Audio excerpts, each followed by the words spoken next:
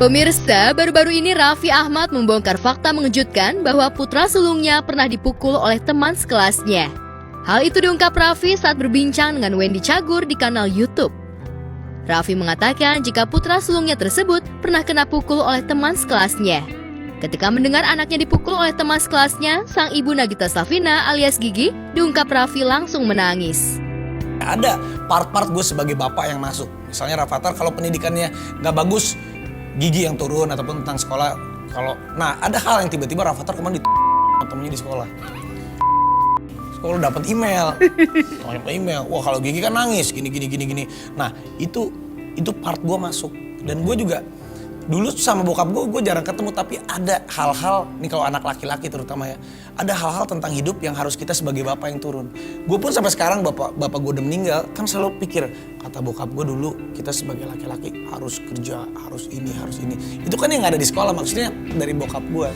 Jadi pas kemarin tuh Rafathar habis dipukul, gue cari momen ngajak ngomong, kenapa gini, enggak pak, gini. Ya di akhirnya gue masukin ke dia, Rafathar nggak boleh pukul orang, tapi kalau ada orang yang pukul Rafathar bertahan dan Rafathar harus membela diri Rafathar. Kalau memang harus pukul balik, serang balik nggak apa-apa. Intinya kamu nggak boleh diinjak-injak dan kamu tidak boleh diintimidasi sama orang. Apalagi kalau kamu tidak salah.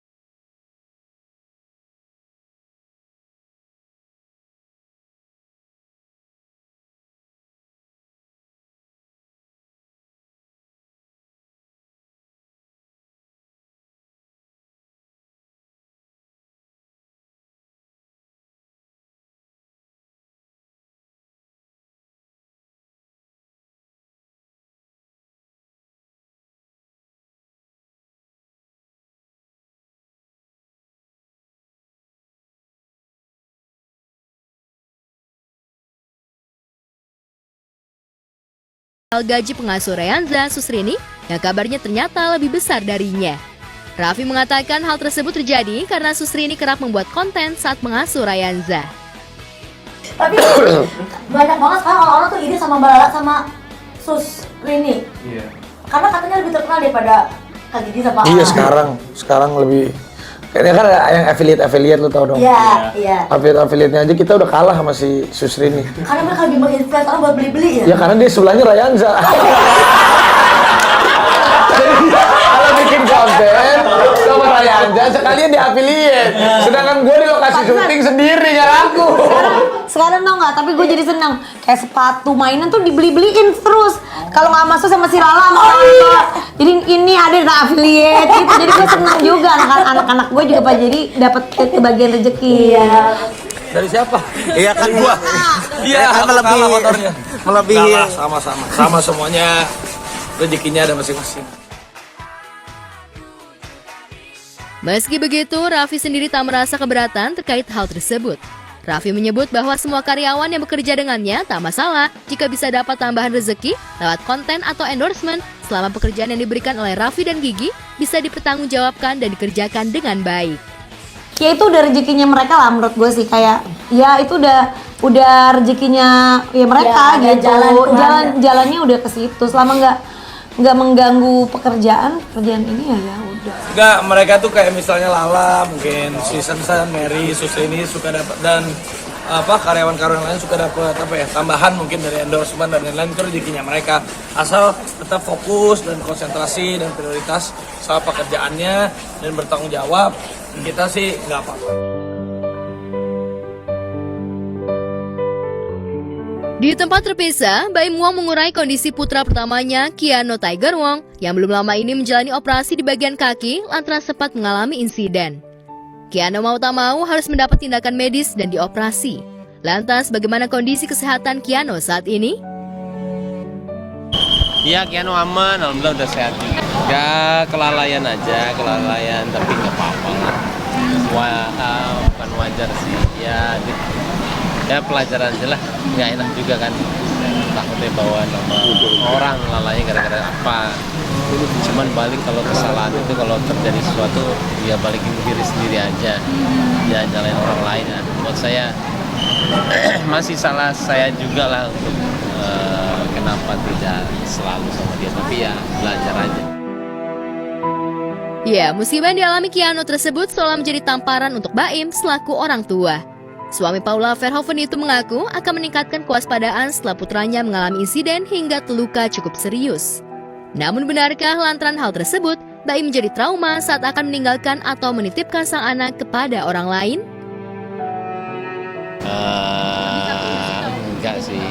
Enggak sih, tapi sekarang ya jadi tiap saat sama dia nggak mau lepas, digendong kemana-mana, nggak mau lepas lah. Cuman ya kita belajar kalau dia lagi itu awalnya kita juga mungkin kerja, tapi sekarang ya kita gendong lah. Mungkin buat orang kali ya, buat saya, maksudnya buat orang yang ditegur pasti pelajaran. Walaupun emang pasti kita agak tegas awalnya, tapi habis itu maafkan. Ya sudah kejadian gimana? Untungnya juga nggak ya walaupun bisa kelihatan lumayan agak gimana gitu ngilu ya, cuman tetap bilang alhamdulillah aja daripada yang lebih parah. Takutnya serem lah saya ngilu. Cuman anaknya hebat lah, nggak trauma, cuman dia nggak bisa jalan sekarang, nggak boleh jalan kan takut ketugal lagi. Ya doain aja lah. Adik presenter almarhum Olga Syaputra, Billy Syaputra, belum lama ini juga sempat mengalami cedera kaki saat bermain sepak bola. Diketahui Billy memang salah satu selebriti yang cukup aktif dan gemar dengan olahraga sepak bola. Namun saat bermain sepak bola, Billy mengalami cedera anterior cruciate ligament atau ACL. ACL sendiri merupakan cedera atau robekan atau kerusakan pada ligamen lutut anterior, yakni jaringan yang menghubungkan tulang paha dengan tulang kering pada lutut. Saat ditemui awak media, Billy mengurai kondisinya sudah berangsur membaik meski disertai sejumlah catatan. Aman sih, masih sedikit ya ada rasa-rasa ngilu-ngilu lah biasalah, karena kan memang udah kena ACL, ototnya juga udah putus. Di bandara agak sedikit kesleo lagi, bukan sleo sih, agak sedikit kepelitek lagi, dengkulnya agak sakit lagi, tapi ya mau gimana, memang udah nggak normal kaki. Jalan juga udah nggak begitu normal karena masih buat tahan itu untuk jalan. Ya, dalam masa pemulihan, Billy sendiri masih menjalani rutinitas syuting seperti biasa. Sementara itu, untuk aktivitas olahraga, Billy sendiri mengikuti saran dokter untuk tidak melakukan olahraga berat selama 1 tahun. Tak hanya itu, Billy juga harus rutin menjalani fisioterapi beberapa kali dalam sepekan. Fisioterapi. Rencana besok insya Allah fisioterapi di tempat kok dekat. Paling ya dicek-cek ulang lagi, ya kemungkinan seminggu 2 kali sampai seminggu 3 kali ya. Kalau untuk syuting mah sebenarnya biasa, tapi kalau untuk olahraga yang berat mah kemungkinan ya istirahat dulu lah selama 1 tahun insya Allah.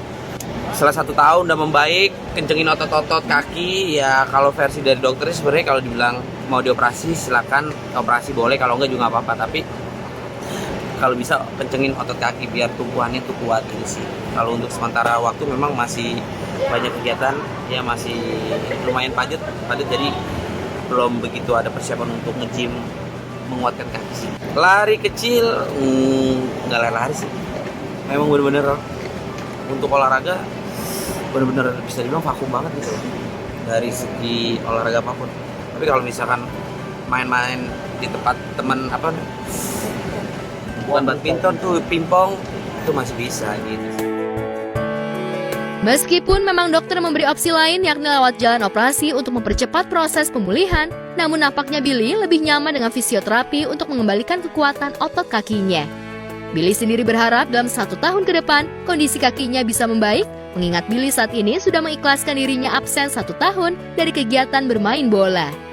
Lantas benarkah Billy mulai beralih ke olahraga yang lebih ringan atau mencari hiburan dengan bermain biliar sampai membeli stick biliar baru? Dari teman kebetulan memang teman punya usaha jual beli meja biliar dan stick. Alhamdulillah dikasih stick sama teman. Raffi juga dikasih karena memang waktu itu pas sempat viral sama Raffi, jadi banyak tuh teman-teman yang usaha-usaha meja biliar dan stick biliar mensupport kita berdua sih. Oh iya, paling main biliar doang sama apa tuh namanya, pingpong gitu-gitu aja sih.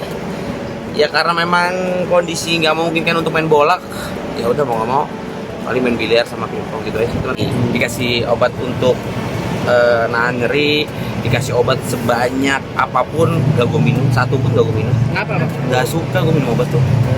Tapi kalau memang badan gue udah anget banget, udah sakit banget, udah drop, mau gak mau gue minum.